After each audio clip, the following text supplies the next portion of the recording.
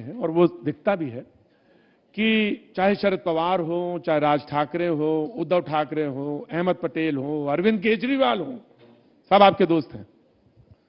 ऐसा क्या है? सर, मुझे लगता है राजनीति अलग है और इंडिविजुअल रिलेशनशिप अलग है। मैंने जो सीखा है वो मैं रिलेशनशिप को कभी राजनीति से जोड़ता नहीं और राजनीति के लिए कोई रिलेशनशिप करता नहीं।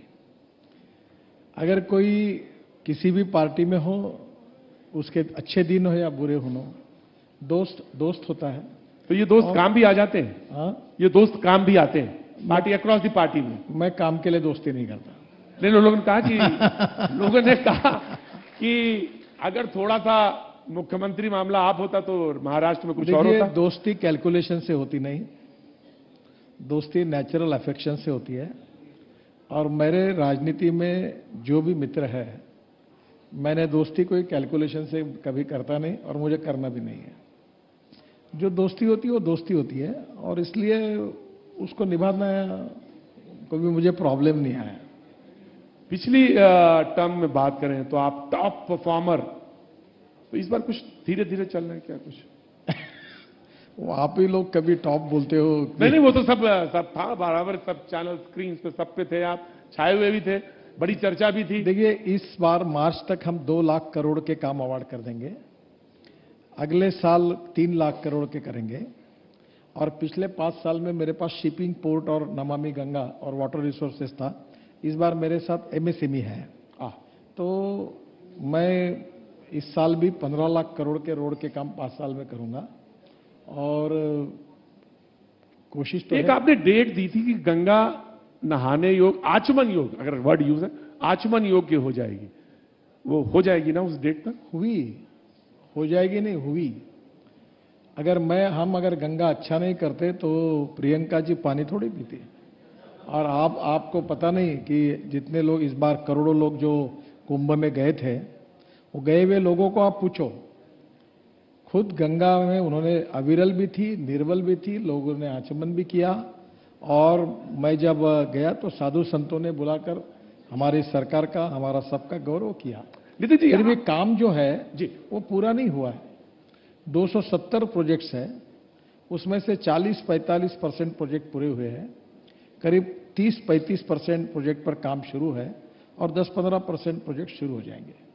क्या बात है कि जब आप कंपेयर करते हैं तो हमेशा गांधी परिवार को ही कहते हैं कि वो ही जो था उसने देखिए आचमन किया, ये एक मतलब वो पैरामीटर है कोई?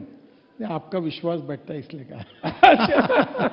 इसका कारण जब जलमार्ग हमने बनाया जी, अभी इलाहाबाद से यानी प्रयागराज से वाराणसी, ये बनाया 1 फीट का ड्राफ्ट, वाराणसी से हल्दिया 3 मीटर का ड्राफ्ट, और हल्दिया से फिर बंगाल की खाड़ी है और फिर ब्रह्मपुत्रा में पूरा 3 मीटर का ड्राफ्ट, फिर बाराक में किया जी। और बांग्लादेश में जाकर हमारे डिपार्टमेंट ने उस समय मुंगली और चितगांव पोर्ट का भी ड्रेजिंग कर दिया। अब आपने बांग्लादेश का नाम, आगे की बात आपके काम की है।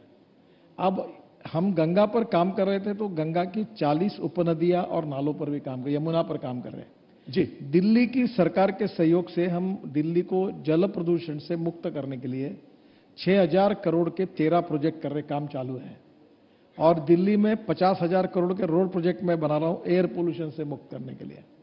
तो अब प्रयास ये है कि मैंने डीपीआर तैयार करके वर्ल्ड बैंक को सबमिट किया है 12,000 करोड़ का, कि यमुना से ड्रेजिंग करके दिल्ली से हमारा शिप निकलेगा मथुरा, मथुरा से आगरा, आगरा से इटावा और इटावा से इलाहाबाद।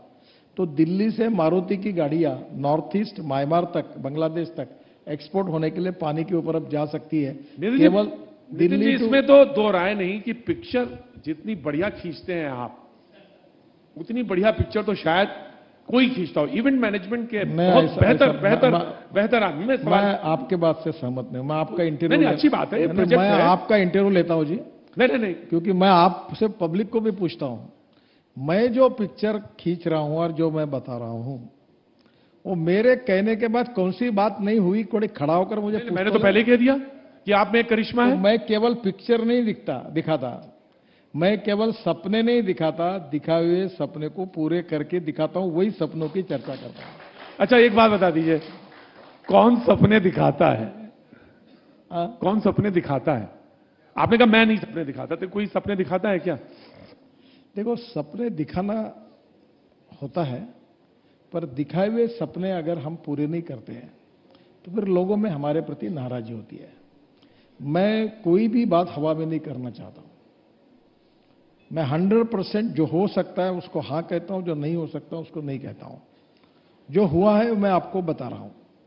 मैं आपको एक बात बताता हूं। जी, जी। मैं व्यक्तिगत मेरे दो मत रखता हूं। एक तो anything can happen in cricket and politics, ये मैंने कहा था, जिस पे काफी चर्चा हुई थी। दूसरी बात मैंने कहा था कि politics is a game of contradiction, compulsion and limitation. और तीसरी बात मैं कहता हूं, जिसके लिए आपसे सहयोग चाहिए। इस देश में विचार भिन्नता ये समस्या नहीं है, विचार शून्यता ये समस्या है। ये बात मैं एक बार कुएं में कूदूंगा, पर मैं कांग्रेस में कभी नहीं जाऊंगा। I am very much proud of my ideology, my conviction. और इसलिए जो भी पार्टी हो, जो भी विचारधारा हो, उससे ईमानदारी से चिपक के रहना, ये लोकतंत्र में इसका महत्व है। ये सत्ता में आया तो उस पार्टी में घुस जाओ, वो सत्ता में आया तो उस पार्टी में घुस जाओ। ऐसी जो विचार शून्यता वाले लोग हैं, उनसे देश ने बचना चाहिए। आपको न हिंदू का अर्थ मालूम है, न हिंदुत्व का अर्थ मालूम है, न हिंदू राष्ट्र अच्छा, का हर चीज में आप उसको एक्सप्लेन ही करेंगे? बताइए तो। ये सर, आप गलत कर रहे हो।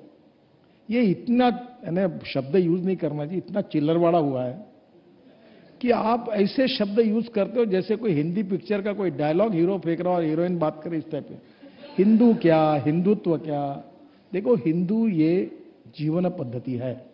ये नितिन गडकरी नहीं कह रहा है, हाई कोर्ट, सुप्रीम कोर्ट के जजमेंट में लिखा है कि it is a way of life. दूसरा, संस्कृति सबकी एक चिरंतन, पुरखे जिसके हिंदू है, विराट सागर समाज अपना, हम सब इसके बिंदु है। अब इस देश का मुसलमान जब मक्का मदीना में जाता है तो वहां का मुसलमान कहता है हिंदी आया। इस देश के मुसलमान को भी वर्ल्ड में जाने के बाद हिंदुस्तानी कहते हैं। तो हिंदुस्तानी का मतलब क्या होता है? क्या वो हिंदू है? आप देखो, आप सब शब्दों के गलत अर्थ लगाकर लोगों में कंफ्यूजन क्रिएट करते हो। हिंदू राष्ट्र यानी केवल हिंदुओं का नहीं, हिंदू राष्ट्र यानी भारत राष्ट्र।